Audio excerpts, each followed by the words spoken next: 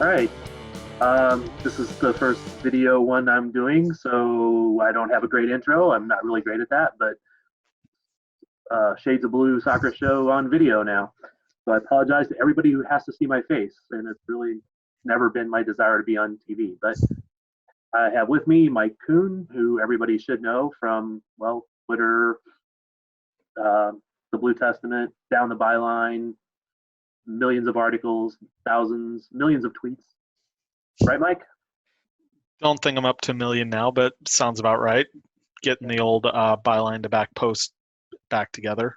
Yeah, I know. It's been a while. A little bit, might have been a little bit of hyperbole there, but you know. Um, Actually, we both just got finished watching the replay that Sporting did of the 96 Wiz versus the Crew. That's kind of fun. No, it was.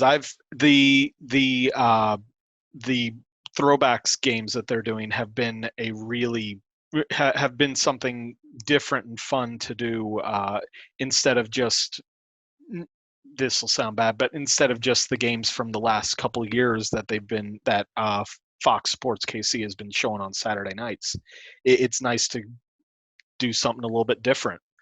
I'd like to give my shout for a game that ends in a shootout one night, so that people can see the old shootout in full format. I think that would be kind of fun to do for one. And I know that's Chad and the crew over at Sporting that have a lot of stuff planned with the shutdown now. So maybe one of the shootouts would be one of the things that they include with it. Yeah, no, I would like to see that too. I think a lot of people would be very interested and amazed. It's it gets a bad rap, but it wasn't such a bad thing. No, I mean, you see players talk about the fact that it was more of a it was more of a test of skill than penalty kicks were, and there are people that would rather have those take place than penalty kicks now because they're just a different a it's more the play of the game basically. Yeah, it's like a breakaway. Yeah, Instead of I plant the ball and I kick it really hard or I kick it really soft and hope the goalie doesn't go the exact right direction. yeah. I've always hated that fact. I know we've probably discussed it before, but I also have been really appreciative of the more recent games they're playing where they have the players on to discuss it while it's going on. Yeah, that's definitely been a fun aspect of following it on Twitter and doing that as well as getting some of the mindsets of the players in those situations and how they were uh, not necessarily tactically, but get some inside information, I guess, on how they were working. I don't know if it's worked as well with the games as they work their way further back, but I know with the Houston and the Vancouver game from earlier this year, that I know Johnny and Matt and some of the other guys that did it had some good insight with the game being so fresh in their minds. Yeah, and refreshingly honest in some cases. Definitely. Right. So obviously we're doing this because we are quarantine, lockdown, stay at home people now. Um, MLS is still in that boat, not knowing when it's really going to take place. What's the latest news that you've seen?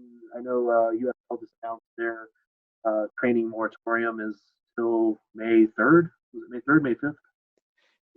Yeah, USL extended theirs today, and I would expect MLS to kind of join that or extend theirs out further as well. But I think earlier this week, Garber had said that they're not they're not expecting to go until I think it was June, basically, that they said that they weren't really planning, but they didn't want to give a specific date at this point. It was just not.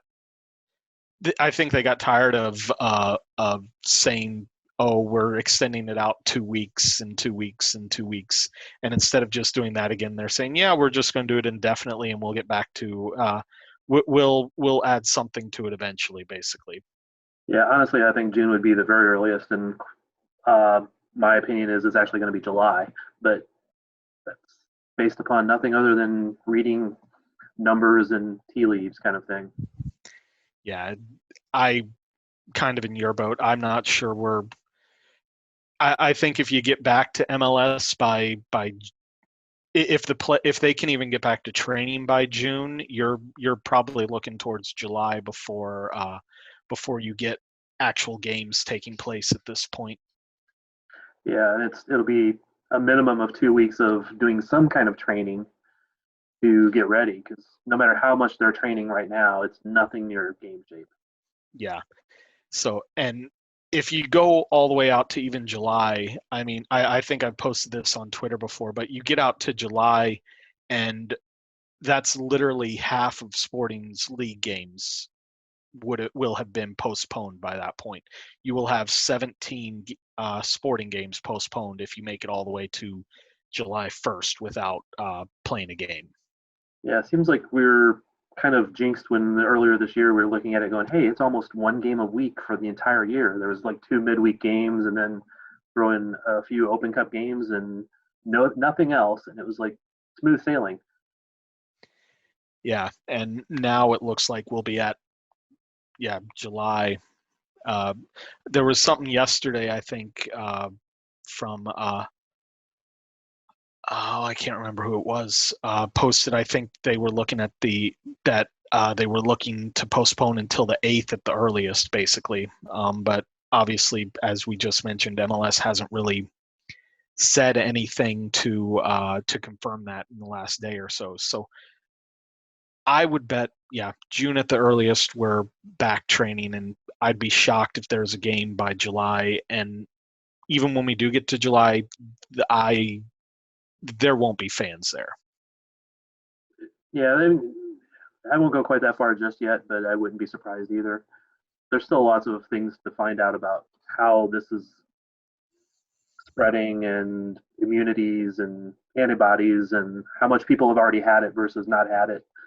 Uh, I think there's a lot to still be discovered and really proved, but we're far away from that at this point. No, you're right in that there's a lot to prove. I mean, without trying to make this too political, I think you, Yeah. I I think there's the stuff that I've seen is that there's got to be more readily available testing before you can even think about having those large gatherings again at this point. And until that point, I think you do still have to err on the side of caution. And I mean, I'm not saying all gatherings, obviously, but there's a difference between a gathering of 10 people or even 50 people at an office and a gathering of 20,000. 20,000 people at Children's Mercy Park. There's a huge difference in potential exposure rates in those two situations. So I don't know if you can look at if you can open certain things up, but then games aren't going to happen. Because I mean, even to have a game, you'd have to have it opened up to at least 50 people. I mean, you have two teams of 18 players. That's gonna struggle with my math here. That's 36. Then you have at least four coaches, 4 coaches per team. That's another 8, so that you're up to 42 right there. 4 referees. That's 46. That's not even counting any television personnel, PR personnel that have to be there. Since it's a professional sport, you got to have some sort of EMT there in case there's an injury. You Trainers, easily, the fitness guys, all those. yeah, exactly. You're easily over 50 people to just have a soccer game without to have a professional soccer game without any fans there whatsoever. So you're going to have some sense of openness to people, basically, instead of being stuck at home before you can even think about having a game at this point. Yeah, and with a smaller number of people, hopefully that's easier to do the testing and such forth. And most of them will be in younger and better shape and much more likely to survive it if they did get it. It's still not something you want to do. I mean, for me, when I went to like training to interview players or coaches or whatever, if I've even had a cold, I don't go near players because it's their livelihood. You know, if they're sick, they don't play as well. Well, Yeah, that's and I mean, cold. yeah, and I mean, I know there have been all sorts of ideas on how to complete the season. I mean, I just mentioned that if they don't start till July and we miss 17 games, there's not a way, in my opinion, that you can get 32 more games in this Yeah. year. There's not going to be a full season, at least in the expectation that we had coming into this year, that you'd play 34 games and you have playoff. Even if you push MLS Cup back to December, that's only 6 weeks, I think, and that's if you play every single weekend. You add in multiple midweek games for every single team. Bump the CONCACAF Champions League, bump the U.S. Open Cup, bump all that out, and you then. I still don't think you're getting all the games in without completely blowing your players. Basically, I mean, Yeah. we joke about Vermes not doing a lot of rotating. I mean, you'd literally be you'd literally be forced to have to rotate in that situation, and you'd almost need MLS to dictate a rule of you can only play players for 2 games in certain amount of stretch, basically. But I don't think that's going to happen. You're not getting a 34 game season. I don't think at this point. You're looking at. I don't know if you look at. Well, I guess there's a couple ways you could go. You could do scrap the first 2 games that everybody's played. Just scrap them. That's sucks for us, because my We're first yeah. well my first idea would be that you you make it where it's only East plays East, West plays West, Right. and you just have a 24 game season, basically home and away against everybody in your conference.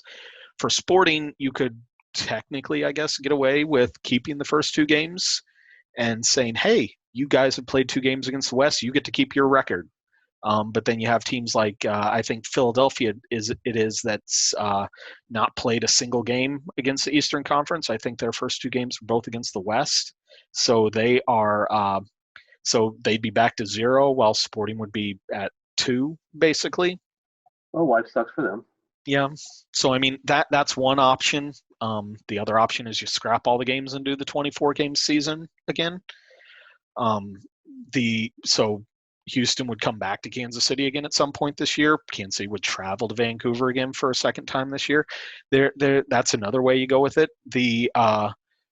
If you really just wanted to get something out of the way, if it extends further out, you can do I've seen the small World Cup style tournament where you basically bring in 3 teams to one city that already has a team, and you have those 4 teams play round robin against each other in, like, let's say Kansas City, for example, since Kansas City has facilities that could, in theory, facilitate having 4 teams practicing in the city.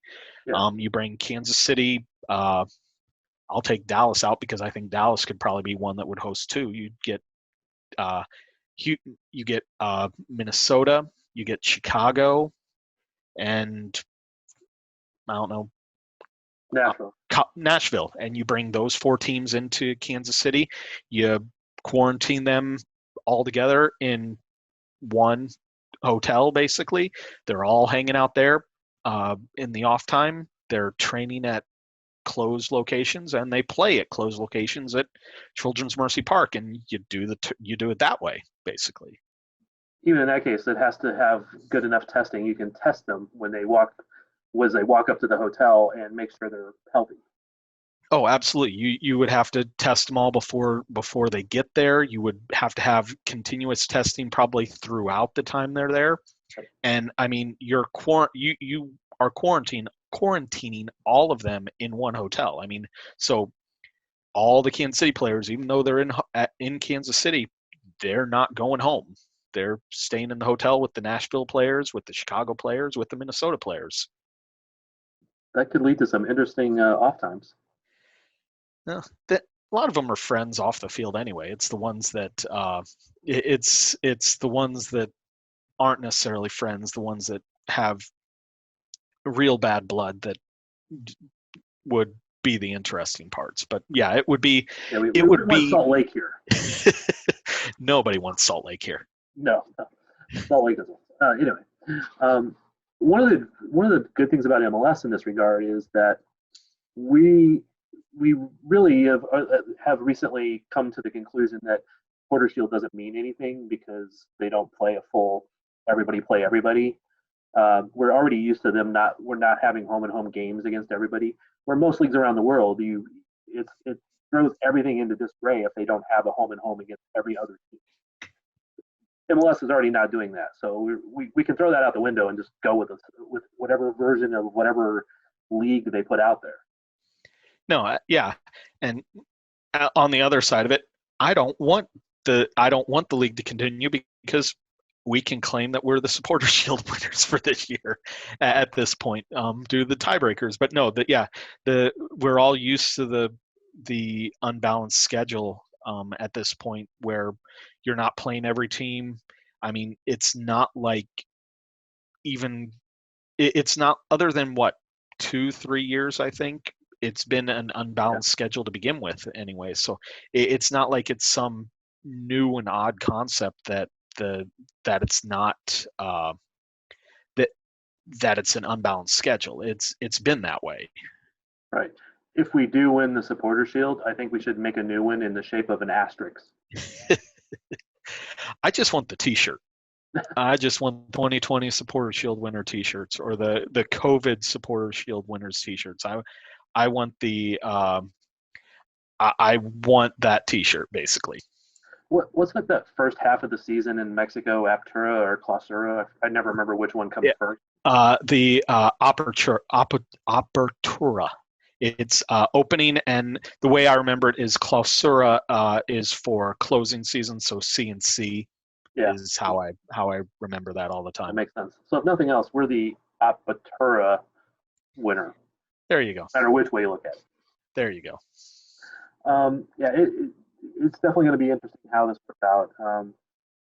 And we obviously don't want to take too long tonight because it's already late and you have real work to do. So the next thing that I think we were going to talk about was the big news this week, kind of been rumored a little bit, but now official over the last couple of days that U.S. Soccer is no longer going to support the development academies. Kind of throws everybody into a little bit of a tizzy, but this is actually probably the best time they could do it if they were going to kill it. Yeah, I mean, if they were going to kill it, I know the suddenness of it, I think, is a drawback in terms of it was so basically so quickly. I mean, the rumors of it being dead or dying, being killed off were really started maybe a week and a half ago, even though there've been rumblings about MLS not being happy with it, MLS wanting to start their own thing, the USL starting their own youth development league. There have been rumblings, but really the talk of it being killed off really only started in the last week and a half, at least publicly. Right. So the suddenness of it, I think, is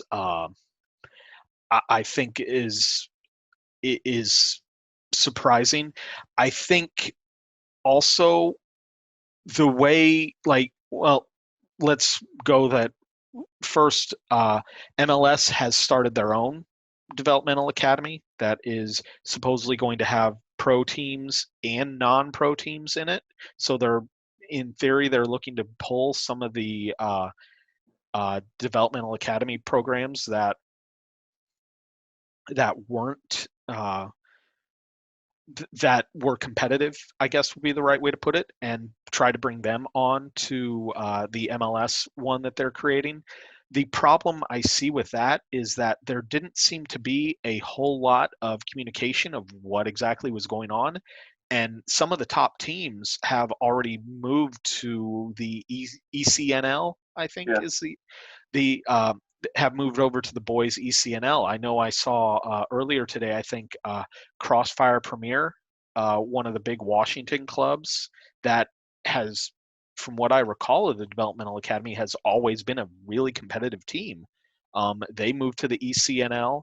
I think the San Diego Surf, which was also a really good youth program from what I recall, They they are. also moved. I know they're really good on the girl side. I'm not sure as much on the boy side, but I think they were. And maybe that's what I'm thinking of. But I mean, they moved to the ECNL, so they, in that aspect, if MLS was trying to get those good teams, those teams like Crossfire Premier, the what seems like a lack of communication cost them here because they've moved to other leagues at this point. I don't think MLS had as much warning. I don't think MLS had much more warning than what we did about the rumblings. So they really couldn't have said, here's what we're going to have, because they don't know what exactly they're going to have, except they know they're going to do something. And that in a sense is fair, but with at the same time, MLS came out with their announcement of the creation of it minutes, hour most after U.S. Soccer killed the developmental academy. So there was some communication. I mean, we can talk about or I don't want to talk about the conspiracy theories of some and MLS and U.S. Soccer, and we're not. I'm not going there. I don't want to go there, and I'm not going to let you take me there. So we're not going there. Come on, Mike. Of course, we could be here all night if we did that. But in that regard, there was some communication going on to the point that MLS was able to put out their announcement shortly after U.S. Soccer put out theirs, basically. Yeah, I'm not going to say they didn't know at all, but I don't know that they had enough warning to fully prepare a league and communicate that to all of the development academies that they may have wanted to keep. Now, maybe they did, and maybe they didn't care, and maybe those other academies said, screw you, we're not going to help build your academies. I don't know. That's for somebody who's in those markets to probably find that out. I did actually talk to Vermees a little bit today, and he did give a little bit of insight, but they're working on it. I mean, he actually was interrupted twice on calls because of other calls coming in for other things. May have been related to this, may have been something else, but they were definitely, they didn't have a plan in place as much as they had a lot of proposals and suggestions and wants for the previous development academy that they can now implement. So I think that that will happen, and I think they will pull in as many good academies as they can, like the USL, some of the good USL wins and stuff like that. They want competition. At the same time, they want to attract those players to come to them too.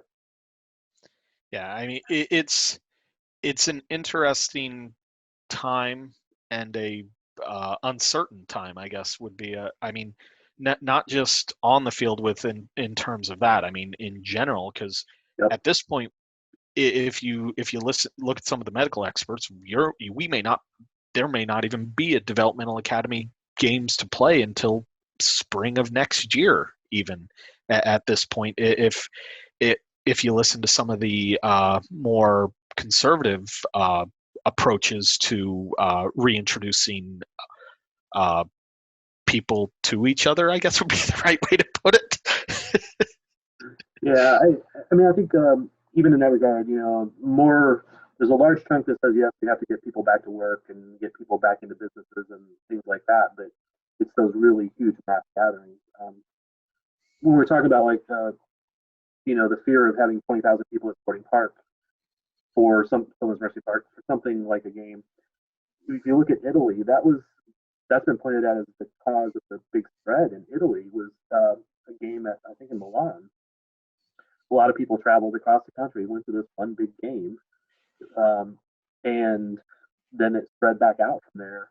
And one of the teams, I could go find this game, I don't remember off the top of my head, but one of the teams that played there, their hometown became the big hotspot in Italy for quite a long time. Yeah, I want to say it was a UEFA Cup, UEFA Cup or Europa League, I guess is the, and it was between, it was between, I want to say Milan and and a Spanish team, if I I think it remember was right. two Italian teams, but Or maybe it was. I thought it was one of each because that was also linked to the outbreak in Spain. yes. And it could The be. I could be have misread that or be misremembering it. But Yeah, I'm trying to pull it up while we're talking real quick, but I'm not. I mean, UEFA and COVID has just given me updates about them postponing real quick, and I'm not going to scroll through pages while we're talking. So, yeah, I thought maybe it was two Italian teams. I'm sure somebody, whenever we get this posted, will correct us. So I and look forward to that. and honestly, we'll both double check whatever we said as we get off of this anyway. Yep. But it was a game that was in Italy that helped accentuate this. And you may be right, it was a Spanish team, but it was two teams that they ended up moving it to another location rather than the home location of one of the Italian teams, which then furthered the spread in Italy. Yeah. So that's the fear here, and that's very real. Again, there will be a lot of debate and stuff over the next couple months as we find out more and more testing becomes available. So I'm more on the positive side at this point, I guess, is that I think we will be able to start having games around July and start having mass gatherings not too long after that, as long as the testing comes along as like I think it will. But I could be very wrong, and I'm just being positive. But I was fully expecting this. I was watching the news and reports and stuff about China and how it was going, and I was telling my wife and daughter to stay away from people who went to the game in Vancouver because they traveled through Seattle. Yeah. So anyway, anything else you need to throw out there?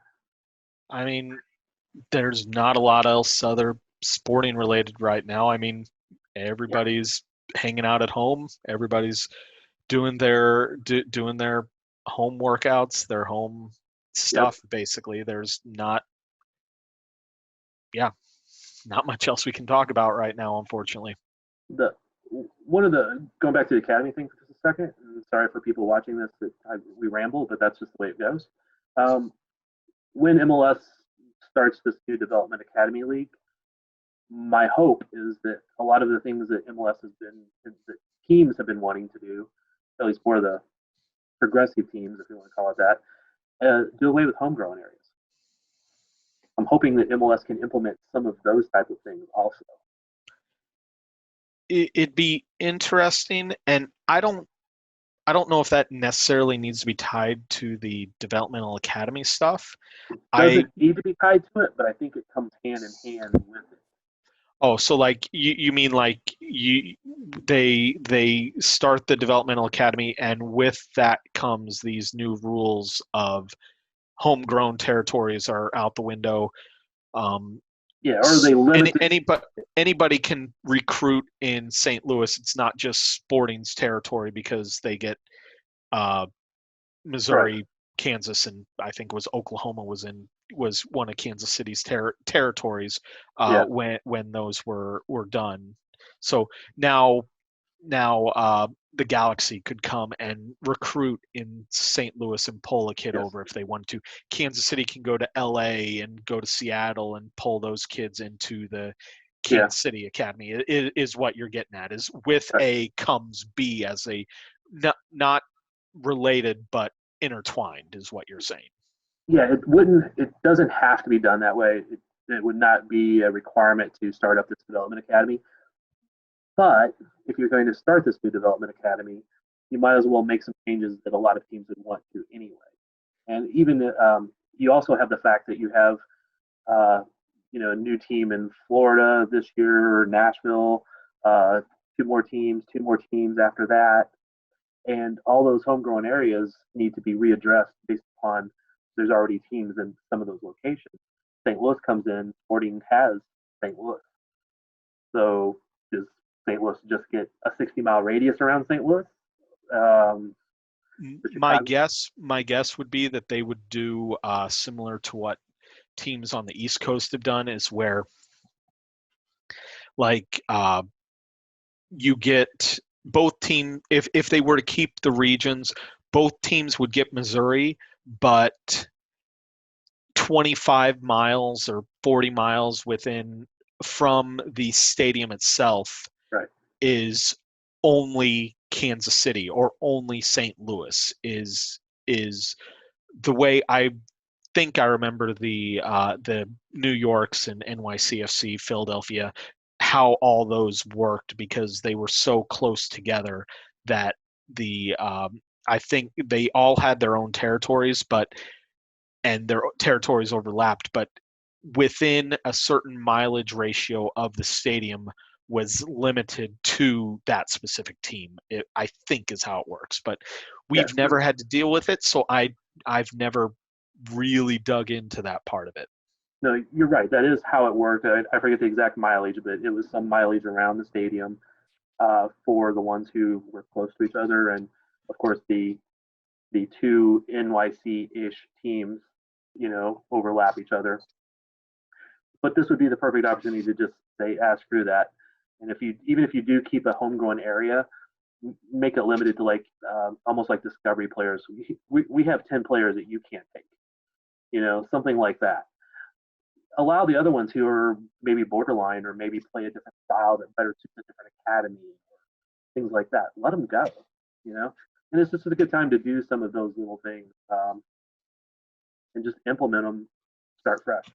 Make some of those little changes that everybody's griped about for the last few years. Just bring it all together and clean it up, I guess, would be what you're meaning. Right. And I think there's only a few teams out there that would fight against it, and that would be the teams who have a lot of talent in their homegrown area. LA, maybe Dallas. I'm not sure where else I would even throw in there. Atlanta. I don't know. But again, you have new teams coming in, Sacramento, St. Louis, that are going to be interfering with areas that already exist. Might as well just start doing away with those areas or making them very, very small. Yeah. All right. Well, take care, man. Will do. I'm going to go wash my hands again. You don't get it through the screen. Seriously. I coughed on my hand. I'm washing my hands. All right. Again, take care. Hopefully your family's good. All good here. Looking forward to getting out of the house at some point here in the next year. The exciting thing is like once a week grocery trips. Yeah, once a week grocery store and the walk around the block is pretty much our highlights of the day or week. Yeah, that sucks. All right. Take care, man. Yep. Have a good one.